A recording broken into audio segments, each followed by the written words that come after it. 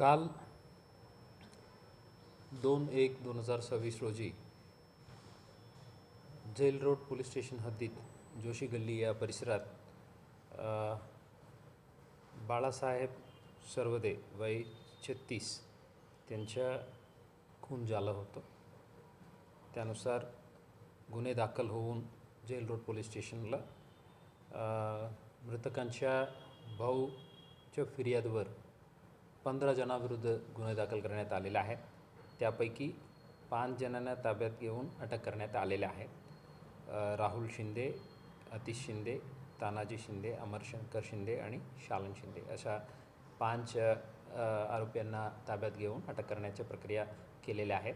उर्वरित आरोपी अटक करण्याबद्दल आता सर्व पोलीस स्टेशनच्या आणि क्राईम ब्रांचच्या टीम कामात लागलेल्या आहेत. तेही लवकरात लवकर आम्ही ताब्यात घेऊन पुढील कायदेशीर प्रक्रिया सुरू होणार आहे. तपास आता इनिशियल स्टेजला आहे. जेवढं तराली प्रोफेशनल तपास करायची ते पूर्णपणे आम्ही काळजी घेऊन करणार आहे. सर, साधारणपणे ही जी हत्या आहे त्यामध्ये राजकीय कारण आहे की वैयक्तिक कारण आहे, त्यामध्ये काही स्पष्टता आलेली आहे का आणि कशा पद्धतीने काही पावलं उचलली जातात? फिर्यादीच्या फिर्यादीच्या बहीण रेखा सर्वदे म्हणून ते अपक्ष उमेदवार म्हणून नॉमिनेशन फाईल केलं होतं, पण काल नॉमिनेशन विड्रॉ केलेलं आहे. त्यानंतर त्यांच्या फिर्यादनुसार हे शालन शिंदे आणि त्यांच्या कार्यकर्ते परिवारचे लोक काही जण यांच्या मोहल्ल्यात येऊन काय ओरडाओरडी केलं आणि त्यांना टॉन्ट केलं अशा त्यांनी फिर्यादला दिलेल्या आहेत. त्यावर जाब विचारण्यासाठी मृतक आणि त्यांचे सहकारी त्यांच्या कार्यालयाकडे गेलं आणि तिथं वाद सुरू झाला आणि नंतर शंकर शिंदे यांच्या घरासमोर जे भांडण झालं त्यात हे चाकूने स्टॅबिंग झालेले आहेत आणि हे घटनाक्रम आहे. तर त्यांना नंतर हॉस्पिटलला त्यांनी घेऊन गेलं आणि तिथं तिथं मृत झालं म्हणून डॉक्टरनी घोषित केलेलं आहे.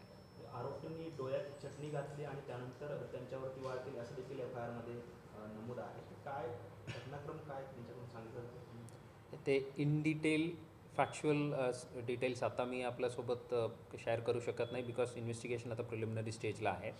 फिर्यादीला अशा त्यांनी फिर्याद देताना फिर्यादीने असा उल्लेख केलेला आहे.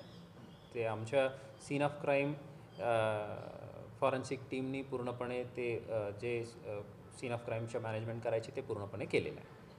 राजकीय मंडळींचा देखील हस्तक्षेप त्यामध्ये होता आणि त्यांच्यावर देखील गुन्हा दाखल करावा अशी मागणी विरोधी पक्षाच्या नेत्यांनी केलेली आहे. आता एक शिष्टमंडळ आपल्याला भेटून गेलं. काय नक्की मागणी आहे त्यांची आणि काय उत्तर? आता मृतकांच्या सगभाऊ जे सोबत घटनाच्या वेळी होतं त्यांच्या फिर्याद आम्ही घेतलेल्या आहे. त्यानुसार आम्ही गुन्हे दाखल केलेले आहे.